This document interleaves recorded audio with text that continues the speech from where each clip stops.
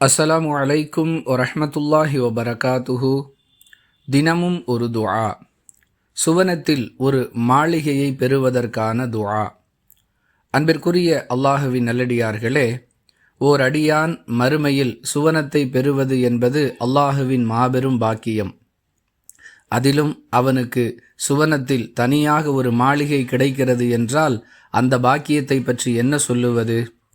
யாரெல்லாம் இந்த பாக்கியத்தை தங்களுக்கு சொந்தமாக்கி கொள்ள விரும்புகிறார்களோ அவர்கள் எப்படி துஆ செய்ய வேண்டும் என்பதை திருக்குர்ஆனுடைய 66வது அத்தியாயத்தின் 11வது வசனத்தில் அல்லாஹ் கற்றுக் கொடுக்கிறான்.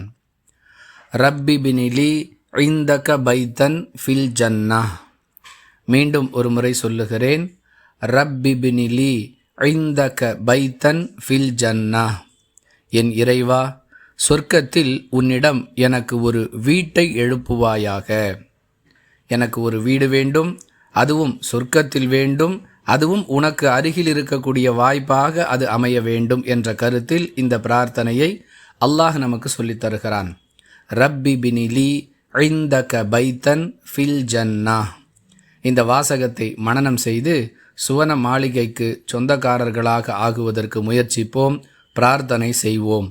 வாஹிரு தஅவானா அனில் ஹம்துலில்லாஹி ரப்பில் ஆலமீன். அஸ்ஸலாமு அலைக்கும் வரஹ்மத்துல்லாஹி வபரகாத்துஹு.